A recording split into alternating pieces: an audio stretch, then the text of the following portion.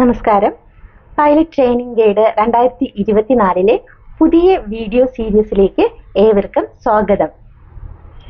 ഇനി നമ്മൾ ചർച്ച ചെയ്യാൻ പോകുന്നത് പൈലറ്റ് ട്രെയിനിങ് ഇന്ത്യയിലോ വിദേശത്തോ നല്ലത് എന്ന വിഷയത്തെക്കുറിച്ചാണ്. ഇതിനെക്കുറിച്ച് ചർച്ച ചെയ്യാനായി ഞങ്ങൾക്കൊപ്പം ഉള്ളത് പൈലറ്റ് 18 പൈലറ്റ് ട്രെയിനിങ് അക്കാഡമിയുടെ CEO ആയിരിക്കുന്ന ക്യാപ്റ്റൻ ആനന്ദ് കീർത്തി സാറാണ്. സർ, ഇപ്പോ നിരവധി കുട്ടികള് ഇപ്പൊ വിദേശത്ത് ഫ്ലൈങ് പഠിക്കുന്നതിനെ കുറിച്ച് ചിന്തിക്കുന്നുണ്ട്. ഇതിനെ കുറിച്ച് സാറിന്റെ അഭിപ്രായം എന്താണ്? വിദേശത്ത് എന്ന് പറയുമ്പോൾ പ്രധാനമായിട്ടും 4 രാജ്യങ്ങളിലാണ് കുട്ടികൾ പൈലറ്റ് ട്രെയിൻ ചെയ്യാനായിട്ട് കൂടുതലായിട്ട് പോയി കാണുന്നത്. ഇപ്പോൾ ഒന്ന് USA, അമേരിക്ക, 2 കാനഡ, പിന്നെ ന്യൂസിലാൻഡ്, പിന്നെ സൗത്ത് ആഫ്രിക്ക.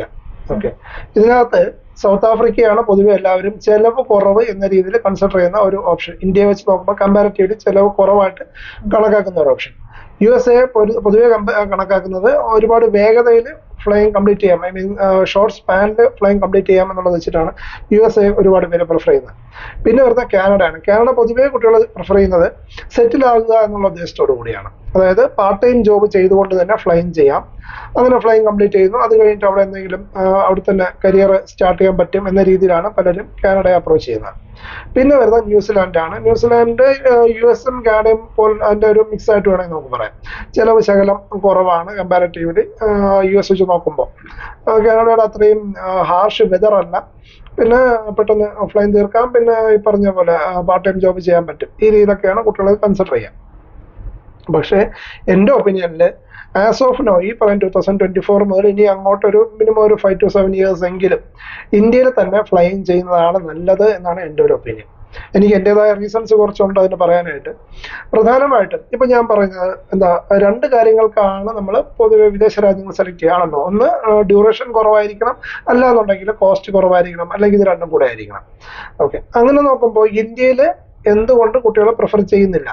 പണ്ട് കാലത്ത് ഒരു 2008 മുതൽ 2017 വരെയൊക്കെ നോക്കിക്കഴിഞ്ഞാൽ ഇന്ത്യയിൽ ഫ്ലൈങ് കംപ്ലീറ്റ് ചെയ്യാൻ മിക്കവാറും ഫ്ലൈങ് ക്ലബ്സിൽ ഒരു 3 to 7 years വരെ എടുക്കുമായിരുന്നു. 3 മുതൽ 7 വർഷം വരെ ഒരുപാട് സമയം എടുക്കുമായിരുന്നു.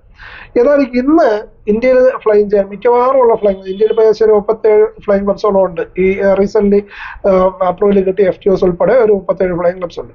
ഈ ഫ്ലൈങ് ക്ലബ്സിൽ 37 ഫ്ലൈങ് ക്ലബ്സ് ഇന്ത്യയിൽ ഇപ്പോൾ ഓപ്പറേഷനാണ്, അപ്രൂവ്ഡ് ഫ്ലൈങ് ക്ലബ്സ്. അല്ല എല്ലാ ഫ്ലൈങ് ക്ലബിലും ഒരേപോലെ ഫാസ്റ്റ് ആയിട്ട് ഫ്ലൈങ് നടക്കുന്നതെന്ന് എനിക്ക് അഭിപ്രായമൊന്നുമില്ല. അതിനകത്തൊരു 16-18 ഫ്ലൈങ് ക്ലബ്ബുകളിൽ അത്യാവശ്യം നല്ല ഫാസ്റ്റ് ആയിട്ട് ഫ്ലൈങ് നടക്കുന്നുണ്ട്. ഇന്ത്യയിൽ ഒരു റീസണബിൾ സ്പീഡ് ഇന്നത്തെ കണക്കിൽ പറഞ്ഞാൽ ഒരു 8 to 18 months, അതായത് 1.5 വർഷം, 1 വർഷം മുതൽ 1.5 വർഷം കൊണ്ട് തന്നെ ഇന്ത്യക്കകത്ത് ഫ്ലൈങ് ഒരു കുട്ടിക്ക് ചെയ്ത് തീർക്കാൻ പറ്റും, പ്രൊവൈഡഡ് പേപ്പേഴ്സ് എല്ലാം ക്ലിയർ ആണെന്നുണ്ടെങ്കിൽ. പേപ്പർ ഇല്ല എന്നുണ്ടെങ്കിൽ സ്വാഭാവികമായിട്ടും ഒരു ഫ്ലൈങ് ക്ലബ്ബിൽ ഇപ്പോൾ 30 കുട്ടികളുണ്ടെന്ന് വിചാരിക്കാം. അതിനകത്ത് ഒരു 15 കുട്ടികളുടെ എല്ലാ പേപ്പറും കംപ്ലീറ്റ് ചെയ്തവരാണ്. 15 കുട്ടികളുടെ എല്ലാ പേപ്പറും കംപ്ലീറ്റ് ചെയ്യാൻ 1-2 പേപ്പർ കംപ്ലീറ്റ് ചെയ്തവരായിരിക്കാം, അല്ലെങ്കിൽ ഒന്നും ചെയ്യാത്തവരായിരിക്കും. അപ്പോൾ ഫ്ലൈങ് ആദ്യം ചെല്ലുന്ന സമയത്ത്, അഡ്മിഷൻ എടുക്കുന്ന സമയത്ത് എല്ലാ ഫ്ലൈങ് ക്ലബ്ബിലും നമുക്ക് കുറച്ച് ഫ്ലൈങ് കിട്ടും. ഒരു 8-10-15 മണിക്കൂർ വരെയൊക്കെ ചിലപ്പോൾ ഒരു ഫ്ലൈങ് തരും. മേ ബി സോളോ കൂടെ റിലീസ് ചെയ്തേക്കാം.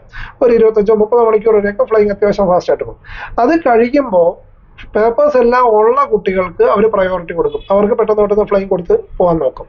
മറ്റ് പേപ്പർ കംപ്ലീറ്റ് ആവാത്ത കുട്ടികൾക്ക് സമയമെടുത്ത് പതുക്കെ ചെയ്യാം. കാരണം അവർക്ക് പേപ്പർ ഇല്ലല്ലോ, പേപ്പർ ആയിട്ട് വരട്ടെ എന്ന രീതിയിലായിരിക്കും അവർ വിചാരിക്കും.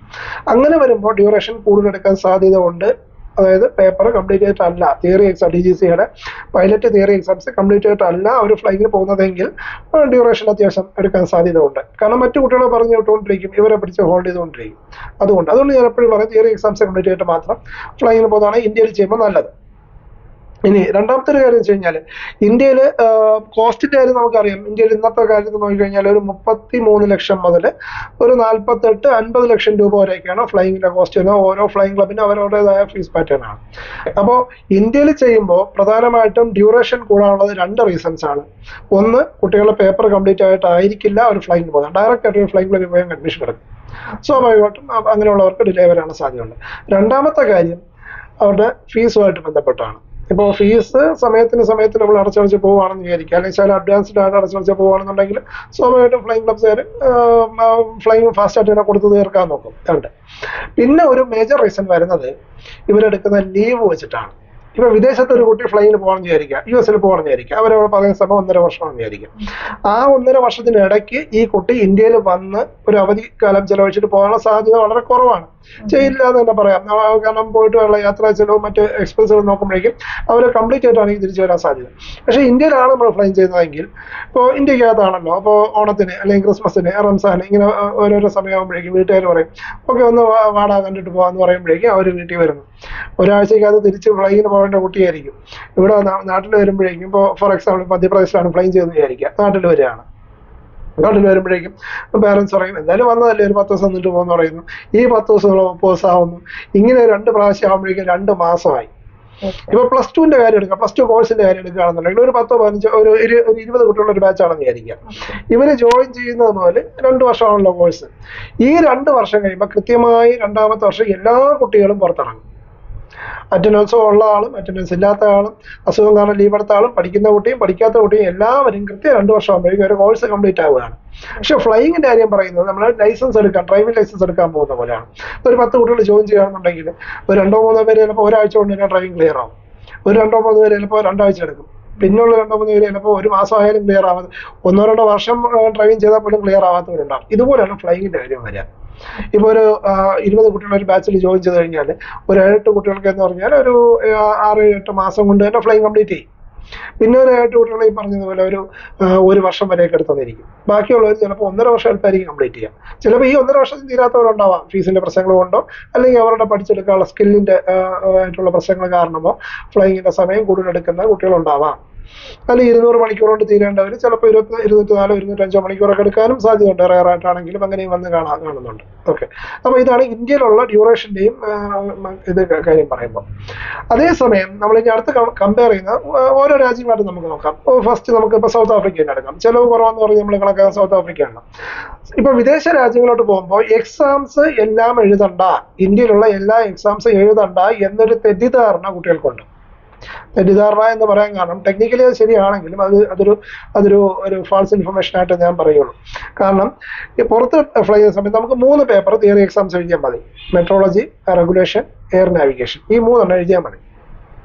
ഓക്കെ, ടെക്നിക്കൽ ജനറലും സ്പെസിഫിക്കും നമുക്ക് ഒഴിവാക്കാം.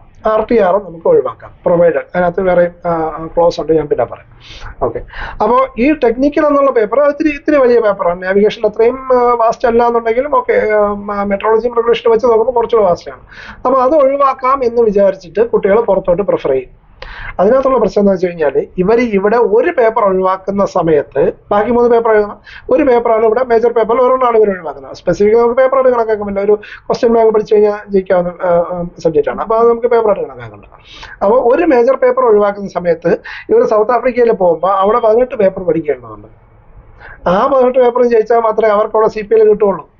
ഒരു പേപ്പർ ഒഴിവാക്കുന്നവര് 18 പേപ്പർ പഠിക്കാനാണ് പിന്നെ പുറത്തു പോകുന്നത്. അപ്പൊ അതുകൊണ്ട് പ്രയോജനം ഇല്ലെന്ന് വെച്ച് കഴിഞ്ഞാൽ നോളജ് ബിൽഡിംഗ് ആണെന്നുണ്ടെങ്കിൽ അവർക്ക് ഇവിടെ ടെക്നിക്കൽ പഠിച്ചാൽ മതി. ഈ സംഭവത്തിലാണ് അവിടെ പോകുമ്പോൾ പഠിക്കുന്നത്. നമുക്ക് ഇവിടെ ഇന്ത്യയിലാവുമ്പോ കുറച്ച് ടഫാണെന്ന് പറയാറുണ്ട്. അതും എന്റെ ഒരു ഇതിനകത്ത് തെറ്റിദ്ധാരണ എന്ന് ഞാൻ പറയുള്ളൂ. ഇപ്പൊ ഇന്ത്യയില് നാവിഗേഷൻ, എയർ നാവിഗേഷൻ എന്ന് ഒരൊറ്റ സിംഗിൾ പേപ്പറാണ്. ആ സിംഗിൾ പേപ്പറിനകത്തുള്ള ടോപ്പിക്സ് ആണ് general navigation, radio AIDS, instrumentation, flight planning, performance, mass and balance. അപ്പോൾ ഇത് സൗത്ത് ആഫ്രിക്കയിൽ പോകുമ്പോഴേക്കും ഈ പറഞ്ഞ ഓരോ ടോപ്പിക്കും ഓരോരോ പേപ്പറായിട്ട് മാറും.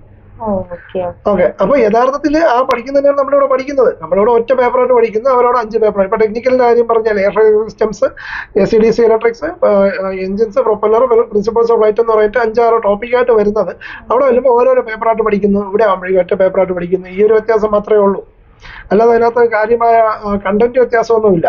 പക്ഷേ ഒരാഴ്ച ഇപ്പൊ വേറെ സിലബസ് ഉണ്ടെങ്കിൽ സിലബസിൻ്റെതായ വ്യത്യാസങ്ങൾ ഉണ്ടാവും. അപ്പൊ ഞാൻ പറഞ്ഞു വന്നത് ഇവിടെ ഒരു പേപ്പർ ഒഴിവാക്കുമ്പോൾ അവർക്ക് അവിടെ 18 പേപ്പർ പഠിക്കേണ്ടി വരും. അതും അത്യാവശ്യം ടഫാണ്. ഇപ്പൊ സൗത്ത് ആഫ്രിക്കയുടെ കാര്യം എടുക്കുക. ഇനി രണ്ടാമത്തെ ഡ്യൂറേഷൻ്റെ കാര്യം പറഞ്ഞാൽ ഇപ്പൊ സൗത്ത് ആഫ്രിക്കയിൽ ചെന്ന് ഒരാൾ പൈലറ്റ് ആയിട്ട് തിരിച്ചു വരുന്ന നമ്മുടെ ഇന്ത്യൻ ലൈസൻസ് കിട്ടുമ്പോഴേക്കും, ഇന്ത്യൻ ലൈസൻസ് കിട്ടണം, ലൈസൻസ് എടുത്ത് തിരിച്ചു വരുമ്പോഴേക്കും തന്നെ ആവറേജ് ഒരു 2 years എടുക്കും. ആവറേജ് ഒരു 1-2 മാസം കുറവായാലും കൂടാൻ സാധ്യതയുണ്ട്.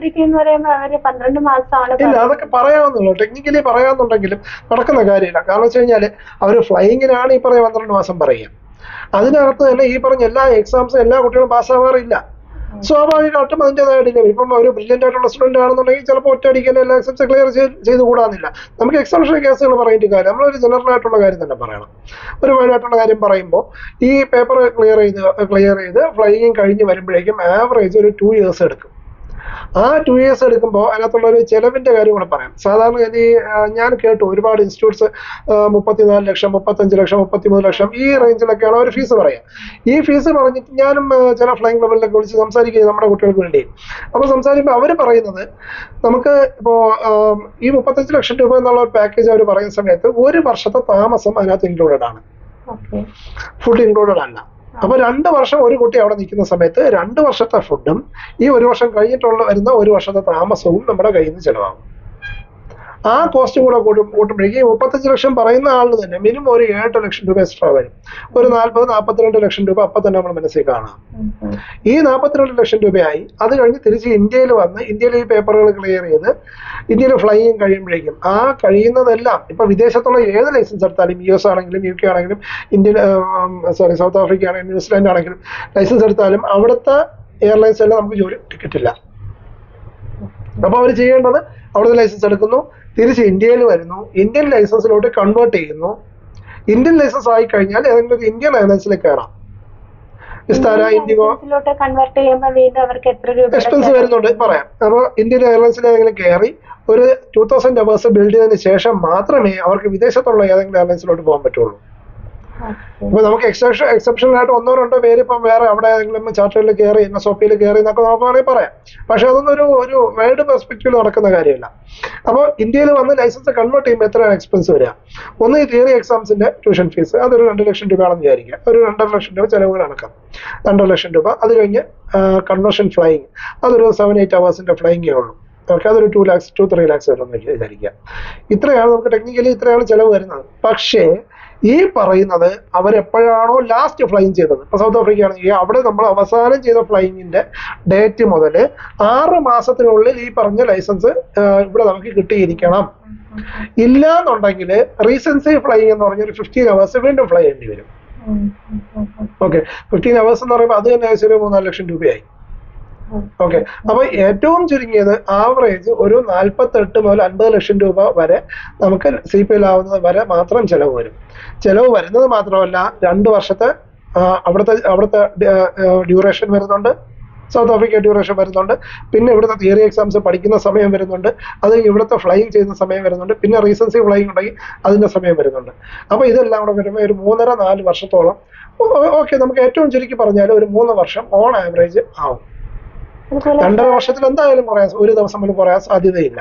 ഇതാണ് സൗത്ത് ആഫ്രിക്കയുടെ കാര്യം പറയുമ്പോൾ. ഇനി കോസ്റ്റ് വൈസ് ഞാൻ പറഞ്ഞു, കോസ്റ്റ് കൂടുതലാവുമെന്ന് പറഞ്ഞു, അതുപോലെ തന്നെ ഡ്യൂറേഷനും കൂടുതലാവുമെന്ന് പറഞ്ഞു. പിന്നെ അപ്പോൾ അത് സെലക്ട് ചെയ്യുന്നതിൽ എനിക്കതൊരു വലിയ ഒരു ബെറ്റർ ഓപ്ഷൻ ആയിട്ട് ഞാൻ ഒരിക്കലും പറയില്ല.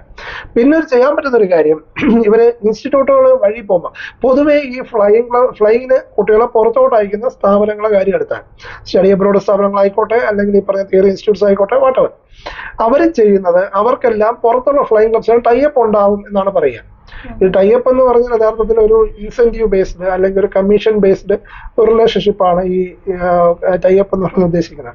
അതായത് ഇപ്പൊ നമുക്ക് തന്നെ ഒരുപാട് എൻക്വയറീസ് വരാറുണ്ട്. ഈ പറഞ്ഞ ഫ്ലൈയിങ് ക്ലബ്ബുകാരുടെ വിദേശത്തുള്ളതും ഇന്ത്യയിലുള്ളതായിട്ടുള്ള പല ഫ്ലൈയിങ് ക്ലബ്ബുകളുടെയും എൻക്വയറീസ് പൈലറ്റ് എയ്റ്റീന് സ്ഥിരമായിട്ട് വരുന്നതാണ്. കുട്ടികളെ കൊടുത്തു കഴിഞ്ഞാൽ, അങ്ങോട്ട് കുട്ടികളെ ഫ്ലൈയിങ്ങിന് അയച്ചു കഴിഞ്ഞാൽ പലരും ഓഫർ ചെയ്യുന്ന പല എമൗണ്ട്, ഇന്ത്യക്കകത്താണെങ്കിൽ 1 lakh മുതൽ 3 lakh വരെ ഓഫർ ചെയ്യുന്ന ഫ്ലൈയിങ് ക്ലബ്സ് ഉണ്ട്. ഫ്ലൈയിങ് ക്ലബ് പേര് ഞാൻ തൽക്കാലം അടുത്ത് പറയുന്നില്ല. പുറത്താണെന്നുണ്ടെങ്കിൽ ഒരു 3 to 8 lakhs വരെയൊക്കെയാണ് അവർ ഓഫർ ചെയ്യുക. സൗത്ത് ആഫ്രിക്കയിലൊക്കെ ഓൺ ആവറേജ് ഒരു 5 to 7 lakhs ഒക്കെയാണ് പെർ ഹെഡ് സ്റ്റുഡൻറ്റ് നമ്മൾ കൊടുത്തു കഴിഞ്ഞാൽ അവർ നമുക്ക് ഓഫർ ചെയ്യുന്നത്. അപ്പോൾ ഒരു ഫ്ലൈയിങ്ങിന് പോകുന്ന സമയത്ത് നമ്മളൊരു ഇൻസ്റ്റിറ്റ്യൂട്ട് വഴി പോകുന്നതിന് പകരം ഇവർ നേരിട്ടാണ് പോകുന്നതെന്ന് വിചാരിക്കുക. അപ്പൊ നേരിട്ട് എങ്ങനെ പോകാൻ പറ്റും? അവിടുത്തെ 100 കണക്കിന് ഫ്ലൈയിങ് ക്ലബ്സ് ഉണ്ടാവാം. അങ്ങനത്തെ റിവ്യൂസും മറ്റു കാര്യങ്ങളൊക്കെ നോക്കിയിട്ട്, അങ്ങനെയൊക്കെയാണല്ലോ കുട്ടികൾ ഇൻസ്റ്റിറ്റ്യൂട്ട് സെലക്ട് ചെയ്യുക. നോക്കിയിട്ട് അവർക്ക് ഓക്കെ ആണ് എന്ന് തോന്നുന്ന ഒരു 3-4 ഫ്ലൈയിങ് ക്ലബ്ബുമായിട്ട് അവർ കമ്മ്യൂണിക്കേറ്റ് ചെയ്യണം. ഓൺലൈനായിട്ട് തന്നെ അവർ കമ്മ്യൂണിക്കേറ്റ് ചെയ്യാൻ പറ്റും. ഇന്നത്തെ കമ്മ്യൂണിക്കേഷന് വലിയ ബുദ്ധിമുട്ടൊന്നുമില്ല. കമ്മ്യൂണിക്കേറ്റ് ചെയ്യാൻ പറയാം, ഞാൻ സെൽഫായിട്ടാണ് വരുന്നത്, എനിക്ക് സെൽഫായിട്ടാണ് ജോലി ചെയ്യാൻ താല്പര്യം എന്ന് പറയുമ്പോൾ തന്നെ ഈ 35 ലക്ഷം പറയുന്നവർ 27-28 ലക്ഷം രൂപയായിരിക്കും കോട്ട് ചെയ്യാം. അപ്പോഴേക്കും ഫീസിന്റെ കാര്യം ഒരു തീരുമാനമായി. ഒരു 3-4 ഫ്ലൈയിങ് ചെയ്യും, ഫീസിന്റെ കാര്യം തീരുമാനമായി കഴിഞ്ഞാൽ ഇവർക്ക് പിന്നെ നേരിട്ട് അങ്ങോട്ട് പോകാനുള്ള പ്രൊസീജിയർ തുടങ്ങാം. അതെങ്ങനെ ചെയ്യും? ഇപ്പൊ വിദേശത്ത് പോകുകയാണെന്നുണ്ടെങ്കിൽ വിസ പ്രോസസ്സിങ് മറ്റു കാര്യങ്ങളുണ്ട്. അതെല്ലാം നമുക്ക് സ്വന്തമായിട്ട് ചെയ്യാൻ പറ്റില്ല. അതിനെന്തായാലും ഒരു ഹെൽപ്പ് വേണ്ടി വന്നേക്കാം. അപ്പോൾ അതൊരു ഇൻസ്റ്റിറ്റ്യൂട്ട് വഴി പോയാലും ആ ഇൻസ്റ്റിറ്റ്യൂട്ടുകാർക്ക് വിസ പ്രോസസ്സിങ് കാര്യങ്ങളൊന്നും ഉണ്ടാവണമെന്നില്ല, തീരെ സാധ്യതയില്ല, ഉണ്ടാവാൻ സാധ്യത. അവർ ട്രാവൽ ഏജൻസികളൊന്നും അല്ലല്ലോ. അപ്പോൾ അവർ ചെയ്യുന്നതാണെങ്കിലും നമ്മൾ ചെയ്യേണ്ടതാണെങ്കിലും ഒരു ട്രാവൽ ഏജൻസിയെ കാണുന്നു, നമുക്ക് ട്രസ്റ്റഡ് ആയിട്ടുള്ള ട്രാവൽ ഏജൻസിയെ കാണുന്നു, ഡീറ്റെയിൽസ് കൊടുക്കുമ്പോഴേക്കും അവർ തന്നെ വിസ പ്രോസസ്സിങ് എല്ലാ കാര്യങ്ങളും ചെയ്തു തരും. ഈ 7 ലക്ഷം 5 ലക്ഷം കമ്മീഷൻ കൊടുക്കുന്ന സ്ഥാനത്ത് 20,000 30,000 അവരുടെ സർവീസ് ചാർജ് ഉണ്ടാകും. ആ സർവീസ് ചാർജ് കൊടുത്തു കഴിഞ്ഞാൽ തന്നെ ഈ കാര്യങ്ങളെല്ലാം അവർ ഭംഗിയായിട്ട് ചെയ്തു തരും. നമുക്ക് വിശ്വാസമുള്ള ട്രസ്റ്റഡ് ആയിട്ടുള്ള ഒരു ട്രാവൽ ഏജൻസി ആയിരിക്കണം എന്ന് മാത്രമേ ഉള്ളൂ. ഇതിൽ മറ്റേ വിസ തട്ടിപ്പും അങ്ങനത്തെ കാര്യങ്ങളൊക്കെ വരാനുള്ള സാധ്യത കുറവാണ്. ഇതൊരു ജോബ് ബേസ്ഡ് കാര്യമൊന്നും അല്ലല്ലോ, കരിയർ പഠിക്കാൻ പോകുന്നതല്ലേ. അല്ലാന്നുണ്ടെങ്കിൽ എങ്ങനെ സ്റ്റഡി അബ്രോഡ് സ്ഥാപനത്തിനെ കണ്ടാലും അവരോടാണെങ്കിൽ ആദ്യം സംസാരിച്ചു കഴിഞ്ഞാൽ അവരും ഈ പറഞ്ഞ ഒരു 20,000 30,000 മാക്സിമം ഒരു 50,000 രൂപയ്ക്ക് അകത്തുള്ള കോസ്റ്റിനകത്ത് നമുക്ക് പോകേണ്ട എല്ലാ കാര്യങ്ങളും അവർ ചെയ്തു തരും. ഇതാണ് ബെറ്റർ ഓപ്ഷൻ എന്ന് ഞാൻ പറയും. തിയറി നിങ്ങൾ ക്ലാസ് അറ്റൻഡ് ചെയ്യുക, എക്സാംസ് ക്ലിയർ ചെയ്യുക. DGC എക്സാംസ് വൺസ് ക്ലിയർ ചെയ്ത് കഴിഞ്ഞാൽ പിന്നെ തിരിച്ചു വരുമ്പോഴേക്കും നിങ്ങൾക്ക് ഒരുപാട് സമയം എടുക്കില്ല. എക്സാംസ് ക്ലിയർ ചെയ്യുക, നിങ്ങൾ പുറത്തോട്ട് ഏത് ഫ്ലൈങ് ക്ലബിലാണോ പോകാൻ ആഗ്രഹിക്കുന്നത് ആ ഫ്ലൈങ് ക്ലബ് ഡയറക്റ്റ് കമ്മ്യൂണിക്കേറ്റ് ചെയ്യുക. എന്നിട്ട് നിങ്ങൾ ഒരു ട്രാവൽ ഏജൻസിയെ കാണുന്നു, കാര്യങ്ങളെല്ലാം അവതരിപ്പിക്കുന്നു, അവർ വഴി അങ്ങോട്ട് പോകാം. ഇനി വൺസ് അവിടെ എത്തിക്കഴിഞ്ഞാൽ ഒരു ട്രാവൽ ഏജൻസി വഴി വന്ന കുട്ടിയാണോ ഒരു ഇൻസ്റ്റിറ്റ്യൂട്ട് വഴി വന്ന കുട്ടിയാണെന്നോ അവർക്ക് പ്രത്യേകിച്ച് അതിനകത്തൊരു കൺസിഡറേഷൻ ഒന്നുമില്ല. അവരെല്ലാവരെയും ഒരുപോലെ ട്രീറ്റ് ചെയ്യുള്ളൂ. എല്ലാ കുട്ടികളും കൊടുക്കുന്ന ഹോസ്റ്റൽ ഒരുപോലെ ആയിരിക്കും, ഫെസിലിറ്റീസ് എല്ലാം ഒരുപോലെ ആയിരിക്കും. അവരിൽ ഒരാൾക്ക് നമുക്ക് ഫ്ലൈ ചെയ്യാം, അത്രേ ഉള്ളൂ. അല്ലാതെ ഇവിടെ നിന്ന് നമ്മളൊരു ഇൻസ്റ്റിറ്റ്യൂട്ട് വഴിയാണ് പോയത് അതുകൊണ്ട് നമുക്ക് പ്രത്യേകിച്ച് ഒരു കിരീടം തരും ഒന്നുമില്ല. അങ്ങനെയൊന്നും പ്രതീക്ഷിക്കേണ്ട കാര്യം, അങ്ങനെയൊന്നും പ്രതീക്ഷിക്കാൻ പറ്റില്ല. കാരണം ആ ഫ്ലൈങ് ക്ലബിന് അവർക്ക് അവരുടേതായ സ്റ്റാൻഡേർഡിൽ എല്ലാ കുട്ടികളും ഒരുപോലെ അവർക്ക് കാണാൻ പറ്റുള്ളൂ. സ്വാഭാവികം നമ്മുടെ ഇവിടെ ഇപ്പോൾ ക്യാപ്റ്റൻസ് പറഞ്ഞു വിടുന്ന കുട്ടികൾ വരുന്നുണ്ട്, അവരുടെ അനിയന്മാര് മക്കൾ വരുന്നുണ്ട്. നമ്മൾ അവർക്ക് പ്രത്യേകിച്ച് കൺസിഡറേഷൻ ഒന്നും കൊടുക്കാൻ പറ്റില്ല. എല്ലാ കുട്ടികളെയും എങ്ങനെയാണ് ട്രീറ്റ് ചെയ്യുക അതുപോലെ അവരെയും ട്രീറ്റ് ചെയ്യാൻ പറ്റുള്ളൂ. ചിലപ്പോ ഈ ഇങ്ങനെ ക്യാപ്റ്റൻസിന്റെ മക്കളായിട്ട് വരുന്നവർക്ക് കൊടുക്കുന്നതിനേക്കാളും പ്രിഫറൻസ് ചിലപ്പോൾ മറ്റു കുട്ടികൾ കൊടുക്കേണ്ടി വന്നിരിക്കും. കാരണം ഇവർക്ക് കാര്യങ്ങൾ കുറേ അറിയായിരിക്കും, മറ്റവർക്ക് അറിയില്ലായിരിക്കും. അപ്പൊ അവർക്കായിരിക്കും നമ്മൾ കൂടുതൽ ഒരു ബൂസ്റ്റഡ് ഇത് കൊടുക്കുക. സ്വാഭാവികം. അത് തന്നെയാണ് ഫ്ലൈങ് ക്ലബിൽ ചെന്നാലും സംഭവിക്കുക. ഓക്കെ. ഇനി അപ്പൊ ഞാനിപ്പോ പറഞ്ഞ സൗത്ത് ആഫ്രിക്കയുടെ കാര്യമാണ്. ഇനി നോക്കേണ്ടത് US, കാനഡ, ന്യൂസിലാൻഡ്. അവിടെ നമുക്ക് US-ന്റെ കാര്യം തന്നെ എടുക്കാം. ഓക്കെ. ലോകത്തിലെ വലിയ എക്കണോമിയുള്ള ഒന്നാണല്ലോ. സ്വാഭാവികമായിട്ടും ഫ്ലൈങ് ക്ലബ്സ് ഒരുപാടുണ്ട്, എയർപോർട്ടുകൾ ഒരുപാടുണ്ട്. ഉള്ള ഫ്ലൈങ് ക്ലബ്ബുകളിൽ തന്നെ എയർക്രാഫ്റ്റുകളുടെ എണ്ണവും ഒരുപാട് കൂടുതലാണ്. ഓക്കെ. അങ്ങനെ അവൈലബിലിറ്റി എന്നൊരു സംഗതി പറയുമ്പോഴേക്കും US-ൽ ഓപ്ഷൻസ് ഒരുപാട് കൂടുതലായിട്ടുണ്ട് എന്ന് തന്നെ ഞാൻ പറയും. പക്ഷേ US-ന്റെ കാര്യം പറയുമ്പോൾ ചെലവ് ഒരു വലിയൊരു ഫാക്ടറാണ്. ഇവിടെ നിന്ന് കുട്ടികളെ പുറത്തോട്ട് അയക്കുന്നവർ പറയുന്ന എമൗണ്ട് എന്ന് പറയുന്നത് 48 ലക്ഷം 50 ലക്ഷം 55 ലക്ഷം 60 ലക്ഷം വരെ, അതായത് ഒരു $60,000 മുതൽ $65,000 വരെ $US വരെയുള്ള ഒരു കണക്കിലൊക്കെയാണ് ഇവർ ഫീസ് പറയുക. ഓൾ ഇൻക്ലൂസീവ് പാക്കേജ് എന്നാണ് അവർ അവതരിപ്പിക്കുന്നത്. എങ്കിലും പോയി വന്നിട്ടുള്ള ഒരുപാട് കുട്ടികൾ പറഞ്ഞുള്ള അറിവ് എനിക്കുണ്ട്. അവർ പറയുന്നത് 70, 75, 80 ലക്ഷം രൂപ ചെലവായിട്ടാണ് അവർക്ക് കഴിഞ്ഞു വരാൻ പറ്റിയിട്ടുള്ളതെന്നുള്ളത്. ഓർക്കുക, CPL വേണ്ടി മാത്രമാണ് ഈ പറഞ്ഞ കോസ്റ്റ് വന്നത്, അതും അവിടുത്തെ ലൈസൻസ് കിട്ടാൻ വേണ്ടി മാത്രം.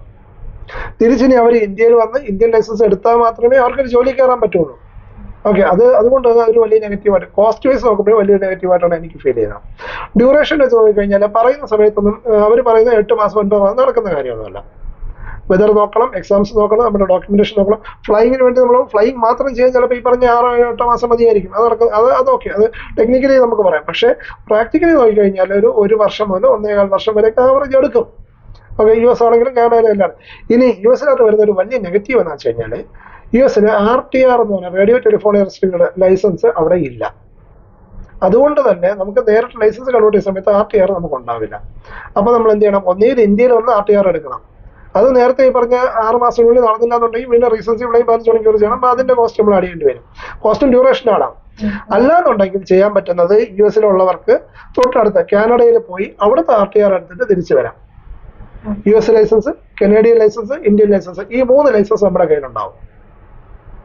ഓക്കെ. അപ്പൊ കാനഡയിൽ പോയി ലൈസൻസ് എടുക്കാൻ വേണ്ടി ഒരു 3-4 ലക്ഷം രൂപ 5 ലക്ഷം രൂപയ്ക്കകത്തുള്ള ചിലവാണ് എക്സ്ട്രാ വരിക. പക്ഷെ അത് നമ്മൾ കണ്ടിരിക്കണം. അല്ലെങ്കിൽ ഇവിടെ വന്ന് ഇന്ത്യൻ RTR എടുക്കാൻ തയ്യാറായിരിക്കുക, അതിന് ചിലപ്പോൾ അതിൻ്റെതായ സമയം എടുത്തെന്നിരിക്കും. ഓക്കെ. അതിനകത്തുള്ള വലിയ ദോഷം എന്താ വെച്ച് കഴിഞ്ഞാൽ ഇപ്പൊ ഇങ്ങനെ ചെയ്യുന്നു, നമ്മൾ തിരിച്ചു ഇവിടെ ചെയ്യണം. ഒന്ന് കോസ്റ്റിന്റെ കാര്യം ഞാൻ പറഞ്ഞു, പിന്നെ ഈ പറഞ്ഞ പോലെ ഡ്യൂറേഷന്റെ കാര്യം പറയും. രണ്ടാമത്തെ കാര്യം, ചിലർ പറയുന്നത് 3 ലൈസൻസ് നമ്മുടെ കയ്യിൽ ഉണ്ടാവുമല്ലോ എന്ന് പറയും. അത് യഥാർത്ഥത്തിൽ ഒരു തെറ്റായ ഒരു കാഴ്ചപ്പാടാണെന്ന് എന്റെ ഒരു അഭിപ്രായം. 3 ലൈസൻസ് ഉണ്ടാവും, 3 ലൈസൻസിന്റെ ഉപയോഗം അങ്ങനെയല്ല. ഇപ്പൊ നമ്മളിപ്പോ ഒരു 10ാം ക്ലാസ് കഴിഞ്ഞു, അത് കഴിഞ്ഞ് +2 പോവുകയാണ്. 10ാം ക്ലാസ് നമ്മൾ 3 ബോർഡ് CBSE ICSE സ്റ്റേറ്റിൽ നിന്ന് എടുക്കുകയാണെന്ന് വിചാരിക്കുക. 3 10ാം ക്ലാസ് ഉണ്ടെങ്കിലും +2 കഴിയുന്നതോടുകൂടി അയാൾക്ക് ഒരു +2 ഉള്ളൂ. ഇനി ഇന്ത്യയിൽ ഒന്ന് ഇന്ത്യൻ ലൈസൻസ് കൺവേർട്ട് ചെയ്ത് ഇന്ത്യൻ എയർലൈൻസിൽ ആരെങ്കിലും കയറുന്ന സമയത്ത് ഒരൊറ്റ ലൈസൻസിന്റെ പ്രിവിലേജ് മാത്രമേ ഒരു സമയം നമുക്ക് അനുഭവിക്കാൻ പറ്റുള്ളൂ. നമുക്ക് 3 ലൈസൻസ് ഉണ്ടായിട്ട് പ്രത്യേകിച്ച് കാര്യമൊന്നുമില്ല. ഇനി എയർലൈൻസിൽ കയറി 1500 മണിക്കൂർ ഫ്ലൈ ചെയ്തു 3 പേപ്പർ ATPന്റെ തിയറി എക്സാംസ് എഴുതി കഴിഞ്ഞാൽ നമുക്ക് ATPയിൽ കിട്ടുകയാണ്. എന്ന് ATPയിൽ കിട്ടുമോ അന്ന് ഈ പറഞ്ഞ 3 ലൈസൻസ് ഇൻവാലിഡ് ആണ്. അതിന് പിന്നെ പ്രത്യേകിച്ച് കാര്യമൊന്നുമില്ല. ഡിഗ്രി കിട്ടി കഴിഞ്ഞാൽ പിന്നെ 10ാം ക്ലാസ് ഉണ്ടെന്ന് പറയുന്നതിൽ, അല്ലെങ്കിൽ 10ാം ക്ലാസ് പാസ്സായി കഴിഞ്ഞാൽ പിന്നെ 5ാം ക്ലാസ് പാസ്സായി എന്ന് പറയുന്നതിൽ പ്രത്യേകിച്ച് കാര്യമില്ലല്ലോ. അതുപോലെയാണ് ഈ പറഞ്ഞ 3 ലൈസൻസ് പിന്നെ ജസ്റ്റ് ഷോപ്പ് ഫീസുകളായിട്ട് മാറും എന്നുള്ളതാണ്. അതിനുവേണ്ടി നമ്മൾ ചെലവാക്കിയത് ഏകദേശം ഇന്ത്യയിൽ ആകുന്നതിന്റെ 10-30 ലക്ഷം രൂപ കൂടുതൽ ചെലവാക്കിയാണ് നമ്മൾ ആ 2 ലൈസൻസ് എടുത്ത് വെച്ചത് എന്നുള്ളത് ഓർക്കണം. അത് വെറുതെ കിട്ടിയതായിരുന്നെങ്കിൽ ഓക്കെ, അല്ലെങ്കിൽ ഒരു 5000-10,000 കൊടുത്തപ്പോൾ കിട്ടിയതാണെങ്കിൽ ഓക്കെ, നമുക്ക് ആൽബത്തിൽ സൂക്ഷിക്കാൻ വേണ്ടി അല്ലെങ്കിൽ വാലറ്റിൽ വയ്ക്കാൻ വേണ്ടി നമുക്ക് യൂസ് ചെയ്യാം. അങ്ങനെയല്ല. ഓക്കെ, ഇനി അപ്പോൾ ഇതാണ് US കാര്യം പറയുമ്പോൾ. തിയറി എക്സാംസ് കമ്പാരിറ്റീവ്ലി ഈസിയാണ്. സൗത്ത് ആഫ്രിക്ക പോലെ അത്രയും ടഫ് അല്ല, കമ്പാരിറ്റീവ്ലി ഈസിയാണ്. വെതർ വലിയ കുഴപ്പമില്ല. ഓൾമോസ്റ്റ് ഇന്ത്യയായിട്ട് കമ്പയർ ചെയ്യാവുന്ന വെതറൊക്കെ തന്നെയാണ്. വിൻഡോ ഒന്നും അത്ര ഹാർഷ് അല്ല, അതുകൊണ്ട് വലിയ കുഴപ്പമില്ല. ഫ്ലൈങ് അത്ര വലിയ പ്രശ്നമില്ലാത്തൊരു സ്മൂത്ത് തന്നെ പോകും എന്ന് തന്നെയാണ് ഞാൻ കാണുന്നത്.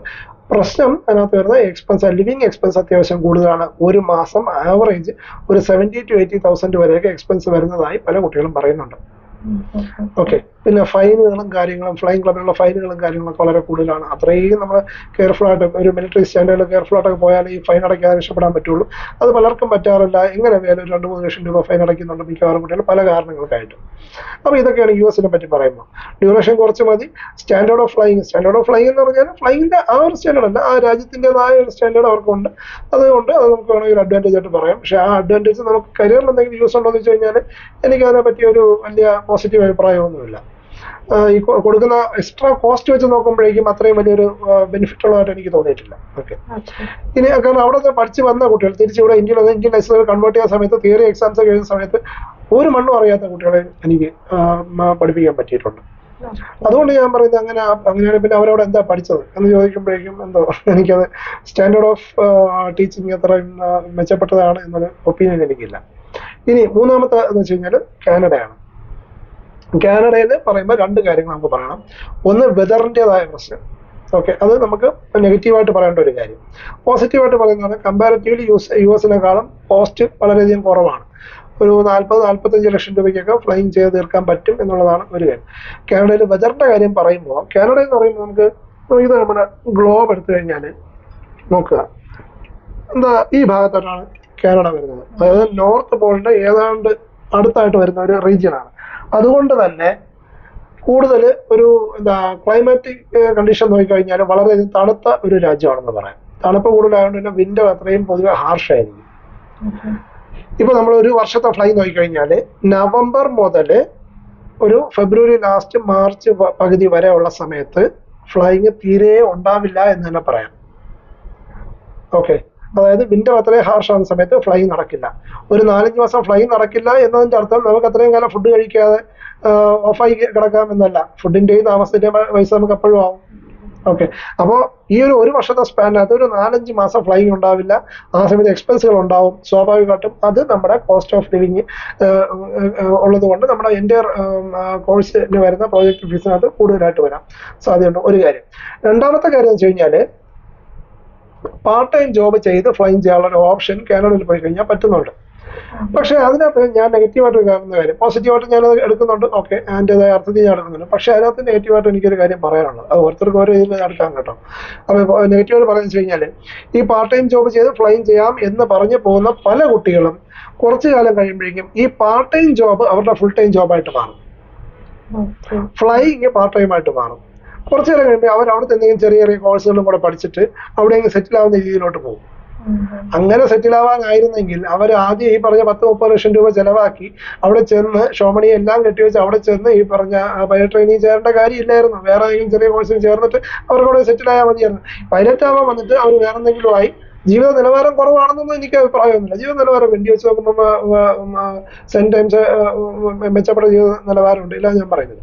പക്ഷെ അതിനുവേണ്ടി ആയിരുന്നെങ്കിൽ അവർക്ക് അങ്ങനെ പോയാൽ മതിയായിരുന്നു. ഈ ഒരു കോഴ്സ് എടുത്ത് പോകേണ്ട ആവശ്യമില്ലായിരുന്നു എന്ന് പല കുട്ടികളുടെ കാര്യത്തിൽ എനിക്ക് തോന്നിയിട്ടുണ്ട്. ഇതാണ് കാനഡയിലും ന്യൂസിലാൻഡിലെയും ഈ ഒരു പ്രശ്നം ഞാൻ കാണുന്നുണ്ട്. കുറച്ചു നേരം കഴിയുമ്പോഴേക്കും അവരവിടെ സെറ്റിൽ ആവാനുള്ള വകുപ്പുകൾ നോക്കും. PR എടുക്കാനുള്ള വകുപ്പ് നോക്കും, റെസിഡൻസി എടുക്കാനുള്ള വകുപ്പ് നോക്കും. പിന്നെ അങ്ങനെ അവിടെ താമസിക്കാനുള്ള രീതിയിലാണ് നോക്കുക. തിരിച്ചു വരാനുള്ള സാധ്യത കുറവായിരിക്കും. അപ്പൊ അങ്ങനെയാണെന്നുണ്ടെങ്കിൽ ഈ പൈലറ്റ് ട്രെയിനിങ്ങിന്റെ ആവശ്യമില്ല, വേറെ ഏതെങ്കിലും ചെറിയ കോഴ്സിന്റെ ആവശ്യമുള്ളൂ. അല്ലാതെ പാർട്ട് ടൈം ജോബ് ചെയ്ത് പൈലറ്റ് ട്രെയിനിങ് കംപ്ലീറ്റ് ചെയ്യാം എന്ന് വിചാരിച്ചാൽ അതൊരു മണ്ടത്തരമാണ് എന്നാണ് എൻ്റെ ഒരു തോന്നല്. കാരണം അത്രയും അതിന് മാത്രമുള്ള എമൗണ്ട് പാർട്ട് ടൈം ജോബിൽ കിട്ടില്ല എന്നുള്ളത് തന്നെയാണ് അതിനകത്തുള്ള വാസ്തവം. സ്വാഭാവികമായിട്ടും നമുക്ക് സമയം കൂടുതൽ എടുത്തേക്കാം അങ്ങനെ ചെയ്യാൻ ഉദ്ദേശിക്കുകയാണെന്നുണ്ടെങ്കിൽ 5-6 വർഷം എടുത്ത് ലൈസൻസ് എടുക്കുന്നു, തിരിച്ച് ഇന്ത്യയിൽ വന്ന് ഇന്ത്യൻ ലൈസൻസിലൂടെ കൺവേർട്ട് ചെയ്യുന്നു, പിന്നെ ഇവിടെ LIC ജോലി ചെയ്യുന്നു. 17 വയസ്സുള്ള ഒരാൾ ഇന്ത്യൻ LIC അല്ലെങ്കിൽ ജോയിൻ ചെയ്യുമ്പോഴേക്കും മിക്കവാറും 28-30 വയസ്സായിട്ടുണ്ടാവും. ഓക്കെ, അപ്പൊ അത്രയും സമയം കളയുന്നതിനോട് എനിക്കൊരു യോജിപ്പില്ല. കാരണം ഇപ്പൊ വേക്കൻസികളാണ്. ഓക്കെ, ഇപ്പൊ വേക്കൻസി എന്ന് വെച്ചാൽ ഇപ്പൊ കഴിഞ്ഞിറങ്ങുന്ന ആളിന് വേണമെങ്കിൽ ആ ആഴ്ചയിൽ തന്നെ അവർക്ക് ഇൻസ്ട്രക്ടറായിട്ട് പോകാനുള്ള വകുപ്പ് മിക്കവാറും ഫ്ലൈങ് ക്ലബ്ബുകാർ തന്നെ കൊടുക്കുന്നുണ്ട്. കാരണം ഇൻസ്ട്രക്ടർമാരുടെ ഷോർട്ടേജ് എല്ലാ ഫ്ലൈങ് ക്ലബ്ബുകാരും അനുഭവിക്കുന്നുണ്ട്. നമുക്ക് തന്നെ ഈ രീതിയിൽ എൻക്വയറി സിസ്റ്റം പോലെ വരാറുണ്ട്. പൈലറ്റുകാരുണ്ടോ, ഇത് ഇൻസ്ട്രക്ടറായിട്ട് നമ്മൾ ഫ്രീ ആയിട്ട് കൊടുക്കാം, 1 വർഷത്തെ 2 വർഷത്തെ ബോണ്ട് വെച്ചാൽ മതി, 1.5 ലക്ഷം രൂപ സാലറി സ്റ്റാർട്ടിങ് കൊടുക്കാം, ഇങ്ങനെയൊക്കെ പറഞ്ഞിട്ടുള്ള എൻക്വയറി സിസ്റ്റം പോലെ വരാറുണ്ട്. അപ്പൊ അത്രയും ഹ്യൂജ് ഇൻസ്ട്രക്ടർ ഷോർട്ടേജ് ഉണ്ട്. ആ ഒരു സമയത്ത് ഇവരിങ്ങനെ പുറത്തുപോയി പാർട്ട് ടൈം ജോബ് എടുത്ത് അങ്ങനെ ചെയ്യുന്നതിനോട് എനിക്കൊരു യോജിപ്പില്ല. പകരം എങ്ങനെയെങ്കിലും വേറെ രീതിയിൽ ഫണ്ട് അറേഞ്ച് ചെയ്യുക, ഫ്ലൈങ് എത്രയും പെട്ടെന്ന് കംപ്ലീറ്റ് ചെയ്യുക, ലൈസൻസ് എത്രയും പെട്ടെന്ന് കിട്ടുക, അത് കഴിഞ്ഞിട്ട് എത്രയും പെട്ടെന്ന് ഇന്ത്യയിൽ തന്നെ LIC ജോയിൻ ചെയ്യാൻ നോക്കുക, അല്ലെങ്കിൽ പറഞ്ഞ ഇൻസ്ട്രക്ടർ ആവാൻ നോക്കുക, അല്ലെങ്കിൽ ഈ പറഞ്ഞ NSOP ഏതെങ്കിലും നോൺ ഷെഡ്യൂൾ ഓപ്പറേറ്റർ ചാർട്ടറിൽ ഏതെങ്കിലും നോക്കുക. ഇങ്ങനെ ഇത് ചെയ്യുന്നതാണ് ഏറ്റവും നല്ലത്. വേറൊരു കാര്യം ചോദിക്കട്ടെ സാറ്, നേരത്തെ പറഞ്ഞിരുന്ന ഇപ്പൊ പുറത്ത് ഫ്ലൈങ് ചെയ്യുന്ന കുട്ടികൾക്ക് അവിടെ വർക്ക് ചെയ്യാൻ സാധിക്കത്തില്ല, എന്തുകൊണ്ടാണ്?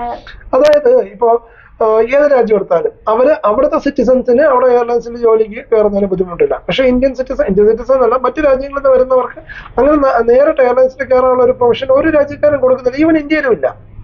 ഇപ്പൊ നമുക്ക് നമ്മുടെ ഡൽഹി ഇൻസ്റ്റിറ്റ്യൂട്ടിലും ചെന്നൈ ഇൻസ്റ്റിറ്റ്യൂട്ടിലൊക്കെ ശ്രീലങ്കയിലൊക്കെ ഉള്ള പൈലറ്റുമാർ പഠിക്കുന്നുണ്ട്. ശ്രീലങ്ക, നേപ്പാൾ, ബംഗ്ലാദേശ് ഇവിടെ നിന്നൊക്കെ ഉള്ള പൈലറ്റുകാർ ATPയിൽ ഉള്ളവരാണ്. അവിടെ ATPയിൽ ഉള്ളവർ ഇന്ത്യൻ ATPയിൽ എക്സ്പാറ്റ് ഇന്ത്യൻ ATPയിൽ എടുക്കാൻ വേണ്ടി പഠിക്കുന്ന പൈലറ്റുമാരുണ്ട്. അപ്പോൾ ഓൺലൈനായിട്ടും ഓഫ്ലൈനായിട്ടും ക്ലാസ് അറ്റൻഡ് ചെയ്യുന്ന പൈലറ്റുമാരുണ്ട്. അപ്പോൾ അത് ഇന്ത്യയിലോട്ട് വരാം. അപ്പൊ ഇന്ത്യയിലോട്ട് വരണമെങ്കിൽ പോലെ ഈ പറയുന്ന ATPയിലാർക്ക് വരാൻ പറ്റുന്നുണ്ട്. അല്ലാതെ CPയിലാർക്ക് നേരിട്ട് ഇന്ത്യൻ എയർലൈൻസുകളിൽ കയറുന്ന കാര്യം വലിയ ബുദ്ധിമുട്ടാണ്. നേപ്പാൾ സ്റ്റുഡൻസിന് പിന്നെയും പറ്റുമായിരിക്കും, മറ്റു രാജ്യക്കാർക്ക് പറ്റില്ല എന്ന് തന്നെ പറയാം.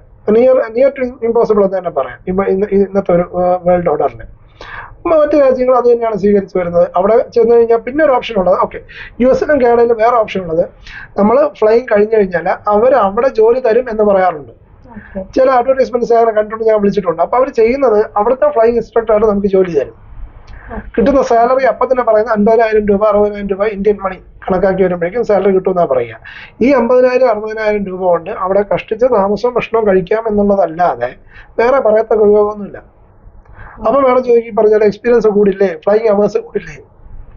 ഓഫ്കോഴ്സ് കൂടുന്നത് ഈ ടൈപ്പ് സെസ്ന പോലുള്ള ചെറിയ സിംഗിൾ എഞ്ചിൻ പിസ്റ്റൺ എഞ്ചിൻ എയർക്രാഫ്റ്റുകളിലോ അല്ലെങ്കിൽ പിസ്റ്റൺ എഞ്ചിൻ മൾട്ടി എഞ്ചിൻ എയർക്രാഫ്റ്റുകളിലോ ആയിരിക്കും എക്സ്പീരിയൻസ് കൂടുക.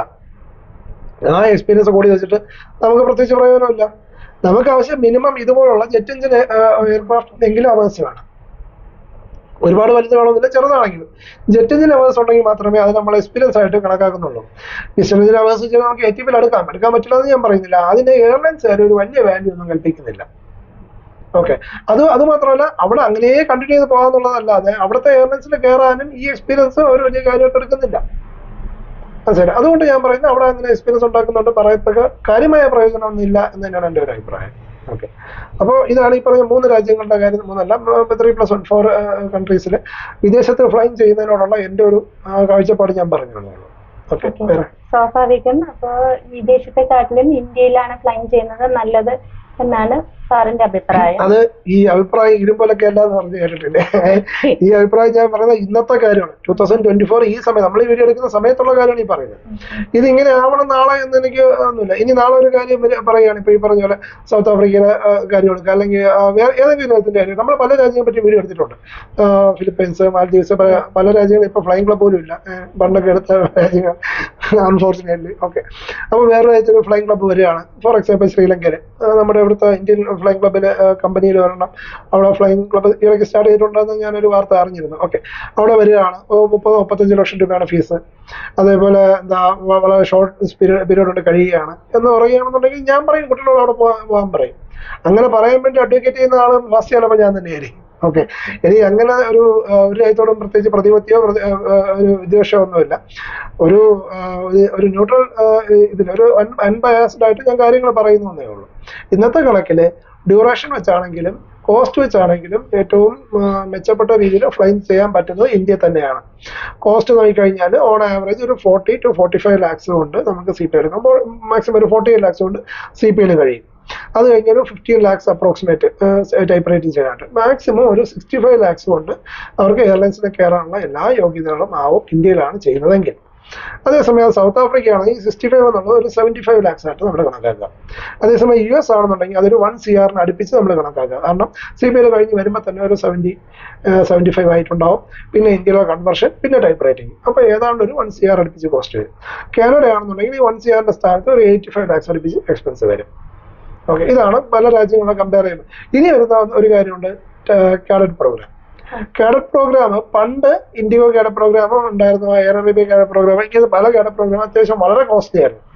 ഇപ്പോൾ സ്വാഭാവികമായിട്ടും പെട്രോളിന്റെ ഷോർട്ടേജ് കൂടുന്നതനുസരിച്ച് ആണെന്ന് തോന്നുന്നു, എനിക്കറിയില്ല. മേ ബി പല കമ്പനികളും അവരുടെ കാഡറ്റ് പ്രോഗ്രാം ഫീസുകൾ കുറച്ച് 80, 85, 88 lakhs എത്തിയിട്ടുണ്ട്. എന്നാൽ പോലും അത് ചെയ്യുന്നതോട് എനിക്ക് വലിയ യോജിപ്പൊന്നുമില്ല. കാരണം ആ ഒരു എയർലൈൻസിൽ നമുക്ക് പോകാൻ പറ്റുള്ളൂ, കാരണം ബോണ്ട് വെച്ചിട്ടാണല്ലോ. അതുപോലെ അവർ പറയുന്ന കാലം വർക്ക് ചെയ്തിട്ട് നമുക്ക് വേറെ എയർലൈൻസിലോട്ട് പോകാനും പറ്റുള്ളൂ. അങ്ങനെ ഒരു ക്യാച്ച് ഇല്ലാതിരുന്നു എങ്കിൽ ഈ ഒരു 80 lakhs എന്നൊക്കെ പറയുന്നത് ഒരു ജോബ് അഷ്വർഡ് പ്രോഗ്രാം ആയതുകൊണ്ട് തന്നെ വേണമെങ്കിൽ ചെയ്യുന്നതിന് കുഴപ്പമില്ല എന്ന് ഞാൻ പറഞ്ഞേനെ. പക്ഷേ ഇങ്ങനെ ഒരു ക്യാച്ച് ഉള്ള സ്ഥിതിക്ക് അതിനേക്കാളും നമ്മളെ കൺവെൻഷൻ ചെയ്യുന്നതന്നെയാണ് നല്ലത്. ഇതിനേക്കാളും എങ്ങനെയായാലും ഒരു 15 ലക്ഷം കുറഞ്ഞേ ഇരിക്കുള്ളൂ. അതുപോലെ തന്നെ ഇപ്പൊ വാക്കൻസികൾ ഒരുപാട് ഉള്ളത് കൊണ്ട് തന്നെ ജോബിന് വേണ്ടി നമ്മൾ ഒരുപാട് കഷ്ടപ്പെടേണ്ട കാര്യമില്ല താനും. ഓക്കെ, പല കാഡറ്റ് പ്രോഗ്രാമുകൾ ഇന്നും വളരെ കോസ്റ്റ്ലി ആയിട്ടുള്ള പ്രോഗ്രാംസ് ഉണ്ട്. എയർ അറേബ്യ പ്രോഗ്രാം ഒക്കെ ഇന്ന് 1.5 CR മുകളിൽ കോസ്റ്റ് വരുന്നുണ്ട്. അതേസമയം വേറെ പ്രോഗ്രാംസ് ഈ പറഞ്ഞ 80, 85, 88 lakhs ഒക്കെ വരുന്നുണ്ട്. ഇനി ഈ കാഡറ്റ് പ്രോഗ്രാം കോസ്റ്റ് ഇനിയും കുറയാൻ സാധ്യതയുണ്ട്. അടുത്തൊരു 1.5 വർഷം നോക്കി കഴിഞ്ഞാൽ എനിക്ക് തോന്നുന്നു ഒരു 60-70 lakhs ആ റേഞ്ചിൽ വരും. അങ്ങനെ വരുവാണെങ്കിൽ കാഡറ്റ് പ്രോഗ്രാം ചെയ്യുന്നതാണ് നല്ലതെന്ന് ഞാൻ പറയുള്ളൂ. എന്ത് ചെയ്താലും നമ്മൾ ചെയ്യുന്ന pilot attend as an institute pilot attend ചെയ്യുന്നത് അവർക്ക് തിയറി എക്സാംസ് എന്നുള്ള കോച്ചിങ് കൊടുക്കുക എന്നുള്ളതാണ്. അത് ഈ കുട്ടികൾ ഏത് രാജ്യത്ത് പോയാലും നമ്മളെ പ്രത്യേകിച്ച് ബാധിക്കുന്ന ഒരു കാര്യമല്ല. അവർ സൗത്ത് ആഫ്രിക്കയിൽ പോയാലും US പോയാലും കാനഡയിൽ പോയാലും കാഡറ്റ് പ്രോഗ്രാം എടുത്താലും ഇന്ത്യയിൽ ഫ്ലൈ ചെയ്താലും എല്ലാം അവർക്ക് ആവശ്യമുള്ള തിയറി ക്ലാസ്സാണ് നമ്മൾ കൊടുക്കുക. തിയറി ക്ലാസ്, എയർലൈൻ പ്രിപ്പറേഷൻ, ഇതുപോലത്തെ ക്ലാസ്സുകളാണ് നമ്മൾ കൊടുക്കുക. തിയറി ബേസ്ഡ് ക്ലാസ്സുകൾ നമ്മൾ കൊടുക്കുക. അപ്പം പൈലറ്റ് ട്രെയിനിങ് അക്കാഡമിയിലെ കുട്ടികളെ സാറ് ഫ്ലൈയിങ്ങിനായിട്ട് എങ്ങോട്ട് സജസ്റ്റ് ചെയ്യും എന്ന് ചോദിച്ചു കഴിഞ്ഞാൽ ആ കുട്ടികളെ ഇൻട്രസ്റ്റ് ഞാൻ ചോദിക്കും. നിങ്ങൾക്ക് പുറത്തു പോകാനാണ് താല്പര്യം, അത് ഇന്ത്യ ചെയ്യാനാണ് താല്പര്യം? പുറത്തു പോകാനാണ് താല്പര്യം, ഇന്ന രാജ്യങ്ങളാണ് ഇപ്പോൾ ഫ്ലൈങ് കുഴപ്പമില്ലാതെ നടക്കുന്നത്, എവിടെയാണ് പോകാൻ താല്പര്യം? അപ്പോൾ അവർ ഇപ്പോൾ US ആണ് പറയുന്നത് വിചാരിക്കുക. US കുഴപ്പമില്ലാത്ത റിവ്യൂ ഉള്ള ഒരു 4-5 ഫ്ലൈങ് ക്ലബിന്റെ പേര് ഞാൻ സജസ്റ്റ് ചെയ്യും. എന്റെ അറിവിലുള്ള അൺബയാസ്ഡ് ആയിട്ടുള്ള ഇത് ഞാൻ സജസ്റ്റ് ചെയ്തു. ആ കുട്ടികളോട് തന്നെ ഞാൻ പറയും, നിങ്ങൾ അവരോട് കമ്മ്യൂണിക്കേറ്റ് ചെയ്യാം. കമ്മ്യൂണിക്കേറ്റ് ചെയ്യുമ്പോഴേ അവർക്ക് ഓക്കെ, അവർക്ക് പാരൻസിന് ഓക്കെ ആണെന്ന് തോന്നുന്ന ഏത് ഫ്ലൈങ് ക്ലബ്ബാണോ ആ ഫ്ലൈങ് ക്ലബിലോട്ട് പോകുന്നതിനുള്ള വിസ പ്രോസസ്സിങ്ങിനുള്ള പേപ്പർ കാര്യങ്ങൾ അവർ തരുന്ന പ്രകാരം നമ്മളിവിടെ ഒരു ട്രാവൽ ഏജൻസിയെ കാണാൻ പറയുന്നു, അവർ കാണുന്നു, പ്രോസസ്സിംഗ് എല്ലാം ചെയ്യുന്നു, ഈ കുട്ടി നേരെ കയറി പോകുന്നു. നമുക്കൊരു വർഷം എങ്ങനെയായാലും ഓരോ ബ്രാഞ്ചിൽ ഒരു 100-120 കുട്ടികളോളം നമുക്ക് സ്റ്റുഡൻസ് ഉണ്ട്. അപ്പോൾ ഇതിനകത്ത് എല്ലാവരും ഈ പറയും ഇന്ത്യ ചെയ്യണമെന്നോ ഏതെങ്കിലും പർട്ടിക്കുലർ ഫ്ലൈങ് ക്ലബിൽ പോകുന്നത് ഞാൻ ഒരിക്കലും പറയില്ല. അപ്പൊ അവരുടെ താല്പര്യം നോക്കിയിട്ട് പാരന്റ്സിന്റെ വിഷൻ എല്ലാം നോക്കിയതിന് ശേഷം നമ്മൾ സജസ്റ്റ് ചെയ്യുന്നു. ഇപ്പൊ ഇന്ത്യയിലാണെന്നുണ്ടെങ്കിൽ തന്നെ, ഇന്ത്യയിലാണെങ്കിൽ പോലും ഞാൻ 5-6 ഫ്ലൈങ് ക്ലബ് സജസ്റ്റ് ചെയ്യും. ഇല്ല, ഒന്നുമില്ല, ഇല്ല, ഒരു ഫ്ലൈങ് ക്ലബ് ഞാൻ അങ്ങനെ പറയില്ല. ഒരു ഫ്ലൈങ് ക്ലബ്, കാരണം ഇന്ന് ഞാനിപ്പോ ഒരു ഫ്ലൈങ് ക്ലബ് എനിക്ക് അങ്ങനെ അബദ്ധം പറ്റിയിട്ടുണ്ട്. എനിക്ക് പണ്ടത്തെ എന്റെ വീഡിയോസിലും പണ്ടത്തെ ആർട്ടിക്കിൾസിലും ഇപ്പൊ ഞാൻ top 10 flying clubs in India എന്നിട്ട് എല്ലാ വർഷവും ഞാൻ ആർട്ടിക്കിൾ എഴുതാറുണ്ട്. അത് വളരെ അൺബയസ്ഡ് തന്നെയാണ് ഞാൻ ആർട്ടിക്കിൾ എഴുതുന്നത്. അങ്ങനെ എഴുതുന്ന ആർട്ടിക്കിളിൽ ഏതെങ്കിലും ഒരു ആർട്ടിക്കിൾ എടുത്തിട്ട് സാർ അങ്ങനെയാന്ന് പറഞ്ഞില്ലേ എന്ന് ചോദിച്ചാൽ പിന്നീട് ചോദ്യം ചെയ്യുന്ന പാരന്റ്സിനെ ഞാൻ കണ്ടിട്ടുണ്ട്. അത് ആ ആർട്ടിക്കിൾ എഴുതുന്ന സമയത്ത് വാലിഡ് ആയിരിക്കും, നാളെ അങ്ങനെയാണ് നിർബന്ധമൊന്നുമില്ല. ഓക്കെ, ഇപ്പൊ ഞാൻ പറഞ്ഞിട്ടുണ്ട്, പഴയ ഒരു ആർട്ടിക്കിൾ ഞാൻ പറഞ്ഞിട്ടുണ്ട്, ഒരു flying club top 10 number 1 flying ക്ലബ്ബാണ് ഞാൻ പറഞ്ഞിരുന്നത്. അത് ഇനി കുറച്ചു കാലം കഴിയും അവിടെ നിന്ന് എയർ ഇന്ത്യ ഡയറക്റ്റ് സ്റ്റുഡൻസിന് ഇന്ത്യക്കൊക്കെ ഉണ്ടായിരുന്നു. അതുകൊണ്ടാണ് ഞാൻ നമ്പർ 1 എന്ന് പറഞ്ഞത്. ഒരു ഗവൺമെന്റ് ഫ്ലൈങ് ക്ലബ്ബായിരുന്നു, ഗവൺമെന്റ് സെക്ടറുള്ള ഫ്ലൈങ്. കുറച്ചു കാലം കഴിയുമ്പോൾ ഈ എയർ ഇന്ത്യ കടത്തിലോട്ട് പോവുകയും പിന്നെ ടാറ്റ ഏറ്റെടുക്കുകയും ചെയ്തപ്പോൾ ഈ ഡയറക്റ്റ് ഇന്ത്യക്ക് എന്നുള്ള സംഭവങ്ങൾ നിന്നു. ഫീസ് ഒരുപാട് കൂടുതലാണ് താനും. അതുകൊണ്ട് ഞാൻ ഇപ്പോൾ ഒരിക്കലും അതിന് നമ്പർ 1 എന്ന് ഞാൻ പറയില്ല. അതിന് നമ്പർ 10-നകത്ത് ഒരു ഉൾപ്പെടുത്താനുള്ള ടോപ്പ് 10 ഉൾപ്പെടുത്താനുള്ള ഒരു ക്വാളിറ്റി ഇല്ലാത്തൊരു ഫ്ലൈങ് ക്ലബ്ബായിട്ട് ഇന്ന് ഞാൻ അതിന് പറയുള്ളൂ, മേ ബി. അപ്പൊ അതുകൊണ്ട് ആ സജഷൻ എന്ന് പറയുന്നത് ഈ സ്റ്റുഡൻറ് എപ്പോഴാണോ ഫ്ലൈങ് റെഡി ആവുന്നത് അപ്പോൾ ഞാൻ സജസ്റ്റ് ചെയ്യും ഒരു 4-5 ഫ്ലൈങ് ക്ലബ്ബ്. നിങ്ങൾ എപ്പോഴും ഇപ്പൊ തിയറി ഇൻസ്റ്റിറ്റ്യൂട്ട് ആണെങ്കിലും പൈലറ്റേറ്റീവ് ആണെങ്കിൽ പോലും നിങ്ങൾ നേരിട്ട് വന്ന് കണ്ട് ക്ലാസ് ഞാൻ കണ്ട് മനസ്സിലാക്കിയ ശേഷം അഡ്മിഷൻ എടുക്കാവും എന്നാണ് ഞാൻ പറയുന്നത്. അതുപോലെ തന്നെ ഈ പറയുന്ന ഫ്ലൈങ് ക്ലബ്ബ്, ഞാൻ സജഷൻ തരുന്ന ഫ്ലൈങ് ക്ലബ്ബുകളിലും നിങ്ങൾ നേരിട്ട് പോയി കാണുക ഇന്ത്യക്കകത്താണെങ്കിൽ. നേരിട്ട് പോയി കണ്ട് മനസ്സിലാക്കുക. എന്നിട്ട് നിങ്ങൾക്ക് ഓക്കെ ആണെന്ന് തോന്നുന്ന ഫ്ലൈയിങ് ക്ലബ്ബിൽ അഡ്മിഷൻ എടുക്കുക. വിദേശത്താണെന്നുണ്ടെങ്കിൽ തന്നെ ഒരുപാട് റിവ്യൂസും കാര്യങ്ങളും നോക്കാനുള്ള വഴികളും ഞാൻ പറഞ്ഞു കൊടുക്കും. അങ്ങനെ നോക്കി അവർ കണ്ട് മനസ്സിലാക്കിയിട്ട് അവരോട് കമ്മ്യൂണിക്കേറ്റ് ചെയ്യുക. കമ്മ്യൂണിക്കേറ്റ് ചെയ്ത് ഏതാണ് കൊള്ളാം എന്ന് അവർക്ക് തോന്നുന്നത് അവിടെ നിങ്ങൾക്ക് അഡ്മിഷൻ എടുക്കാം. അല്ലാതെ നമുക്കൊരു ഫ്ലൈയിങ് ക്ലബ്ബ് ഈ പറഞ്ഞ കമ്മീഷൻ ബേസ്ഡോ നോൺ കമ്മീഷൻ ബേസ്ഡോ ആയിട്ടുള്ള ഒരു ടൈപ്പുകളും ഇല്ല. പിന്നെ ബിസിനസ് ബന്ധങ്ങൾ pilot eighteen as a institute, as an education coaching ഇൻസ്റ്റിറ്റ്യൂട്ടായിട്ട് നമുക്ക് ഒരു ഫ്ലൈയിങ് ക്ലബ്ബോട്ടോ ഒരു സ്ഥാപനമായിട്ടോ ഇങ്ങനത്തെ ബന്ധങ്ങളില്ല. പക്ഷേ പൈലറ്റ് എയ്റ്റീൻ ഏവിയേഷൻ സപ്ലൈസ് എന്നുള്ള നമ്മുടെ ബ്രാൻഡ് അതൊരു മാനുഫാക്ചറിങ് പ്രോഡക്ട്സ് ബ്രാൻഡാണല്ലോ. അതിന് പല ഫ്ലൈയിങ് ക്ലബ്ബ് ടൈപ്പും ബിസിനസ് റിലേഷൻഷിപ്പും ഉണ്ട്. അതും ഇതുമായിട്ട് പ്രത്യേകിച്ച് യാതൊരു ബന്ധമില്ല. അത് വേറെ ഒരു ഫേം തന്നെയാണ്. നമ്മുടെ ഇത് വേറെ ഒരു ഫേമാണ്. അത് നോക്കുന്നത് വേറെ മാനേജ്മെന്റ് എല്ലാം വേറെ രീതിയിലാണ്, ഇത് വേറെ രീതിയിലാണ്. അത് തമ്മിൽ വേറെ അങ്ങനത്തെ ബന്ധമൊന്നുമില്ല. ഓക്കെ, ഏകദേശം എല്ലാ കാര്യങ്ങളും പറഞ്ഞു എന്ന് തന്നെയാണ് എൻ്റെ വിശ്വാസം. അപ്പോൾ സംശയങ്ങൾ ഉണ്ടെന്നുണ്ടെങ്കിൽ കമന്റുകളായിട്ട് ചോദിക്കുക. നമ്മുടെ നമ്പർ വീഡിയോയിൽ ഉണ്ടാവും അല്ലേ, അതിനകത്ത് വിളിച്ച് ചോദിക്കാം നിങ്ങൾക്ക്. ഈ വീഡിയോ നിങ്ങൾക്ക് ഇഷ്ടമായെന്നുണ്ടെങ്കിൽ ഞങ്ങളുടെ ഈ വീഡിയോയിൽ ലൈക്ക് ചെയ്യുക. കൂടാതെ ഈ ചാനൽ ഇതുവരെ നിങ്ങൾ സബ്സ്ക്രൈബ് ചെയ്യാതെയാണ് നിങ്ങൾ ഈ വീഡിയോ കാണുന്നതെങ്കിൽ താല്പര്യമാണെന്നുണ്ടെങ്കിൽ ഈ ചാനൽ നിങ്ങൾ സബ്സ്ക്രൈബ് ചെയ്യുക. കൂടാതെ തൊട്ടടുത്തുള്ള ബെൽ ബട്ടൺ അമർത്തുകയാണെന്നുണ്ടെങ്കിൽ തുടർന്ന് ഞങ്ങൾ അപ്ലോഡ് ചെയ്യുന്ന വീഡിയോകൾ യഥാസമയം തന്നെ നിങ്ങൾക്ക് കിട്ടുകയും അതിൻ്റെ നോട്ടിഫിക്കേഷൻ വരികയും നിങ്ങൾക്ക് കാണാൻ സാധിക്കുകയും ചെയ്യും.